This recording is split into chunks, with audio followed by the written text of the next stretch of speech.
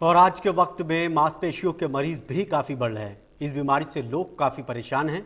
वहीं इस बीमारी को लेकर डॉक्टरों का कहना है कि वक्त पर इलाज से इसको जल्द ही ठीक किया जा सकता है। मांसपेशियों की बीमारी ठीक की जाती है, इसमें वक्त से इलाज करना काफ़ी ज़्यादा ज़रूरी है। आज डॉक्टर्स डे है और हमारे साथ में जुड़ रहे हैं डॉक्टर तरुण शर्मा, जो मैरिंगो एशिया हॉस्पिटल के डायरेक्टर हैं न्यूरो सर्जरी के। उनसे बात कर लेते हैं। सर, किस तरह की बीमारी देख रहे हैं, क्योंकि आप न्यूरो सर्जन हैं, सीनियर न्यूरो सर्जन हैं, किस तरह देखते हैं, चूँकि आज डॉक्टर्स डे भी है। नमस्कार। सबसे पहले मैं डॉक्टर्स डे की बधाई देना चाहूँगा हमारे सभी दर्शकों को और आपको भी।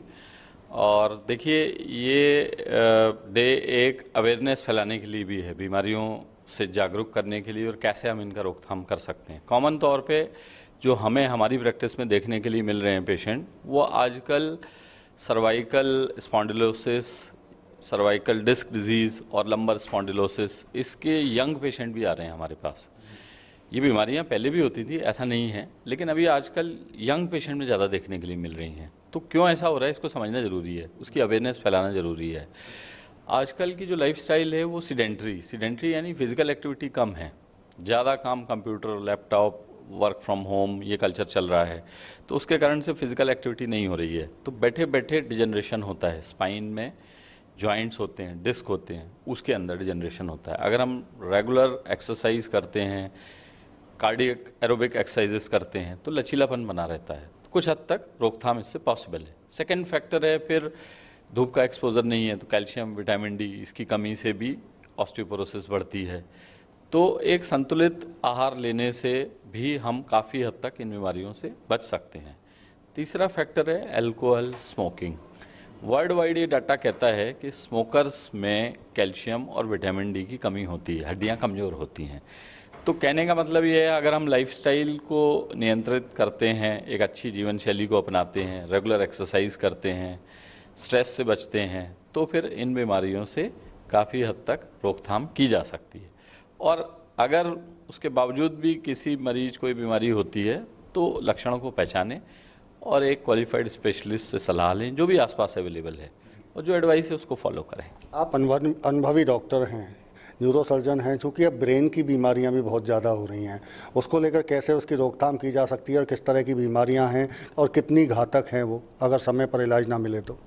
देखिए, ब्रेन की जो डिजीज़ हैं उनमें सबसे ज़्यादा जो जिसमें कि अर्ली डिटेक्शन और ट्रीटमेंट ज़रूरी है, वो है ब्रेन स्ट्रोक, ब्रेन हेमरेज। इसमें टाइम इम्पॉर्टेंट है, गोल्डन आवर रूल जिसे हम कहते हैं। अगर पेशेंट सही समय पे अस्पताल पहुंच जाए और उसको ठीक ट्रीटमेंट मिल जाए, तो काफ़ी हद तक उसकी लाइफ को बचाया जा सकता है। हेड इंजरी में जो सिर की चोटें हैं, स्पाइन इंजरी, उसमें भी सेम है।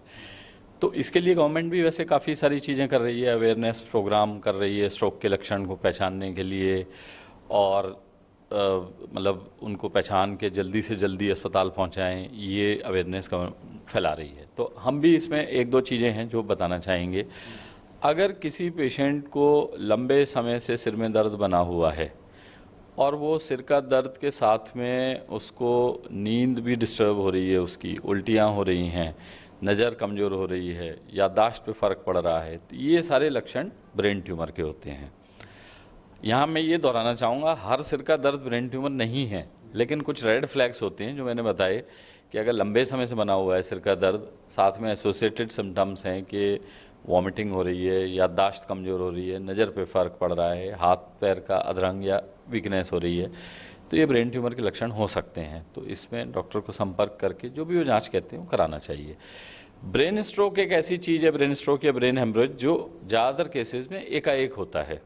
तो एकाएक तेज सिर में दर्द होना, जिन पेशेंट को पहले से हाइपरटेंशन या डायबिटीज़ की हिस्ट्री है, उनमें ज़्यादा इसका इंसिडेंस देखा गया है। एकाएक सिर में दर्द होने के बाद में दौरा आना या बेहोश हो जाना या चेहरे का टेढ़ापन होना या हाथ पैर की कमजोरी, ये इसके लक्षण हैं। तो इसमें जल्दी से जल्दी जो नियरेस्ट पॉसिबल हॉस्पिटल है वहाँ पहुँच के हेल्प लेनी चाहिए। ये तो हुआ management. Sir Marengo Asia hospital की बात करें तो चूंकि जिस तरह से ब्रेन स्ट्रोक की बात आप कर रहे हैं, दो तरीके से उसे देखा जाता है कि एक तो नसों में थक्का जम जाए या एक्सीडेंटली कहीं अगर नस फट जाती है, तो अगर हॉस्पिटल की बात करें तो यहाँ उसको रिकवर किया जा सकता है अगर जल्दी पहुँचाया जाए तो।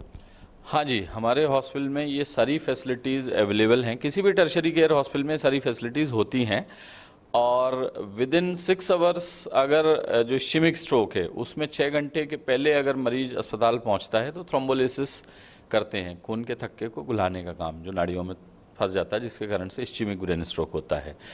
तो वो फैसिलिटी यहाँ पे अवेलेबल है। अगर 6 घंटे के बाद भी मरीज पहुँचता है तो मैकेनिकल थ्रोम्बेक्टमी जिसे कहते हैं, जिसमें कि तार के द्वारा एंजियोग्राफी करके उसको निकाल लेते हैं थक्के को। ये सारी फैसिलिटीज़ हैं।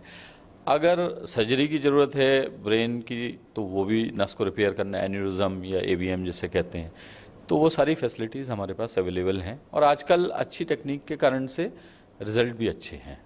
बिल्कुल, ये थे हमारे साथ में सीनियर न्यूरोसर्जन डॉक्टर तरुण शर्मा जो आपको जागरूक भी कर रहे हैं, क्योंकि डॉक्टर्स डे है और डॉक्टर्स डे पर लोगों को जागरूक करना डॉक्टरों का कहीं ना कहीं दायित्व भी है और उसी का निर्वहन करते हुए साफ तौर से उनका यही कहना है कि दिनचर्या में आपने जो पहले हुआ करती थी उसी को, चूँकि आपको मेहनत भी करनी है, चूँकि अब आजकल इतनी मेहनत लोग नहीं कर रहे हैं, धूप नहीं मिल रही है, इसीलिए कई तरह की बीमारियाँ हो रही हैं। अगर बीमारियों से बचना है तो जागरूक रहना जरूरी होगा। फरीदाबाद से देवेंद्र कौशिक, इंडिया न्यूज।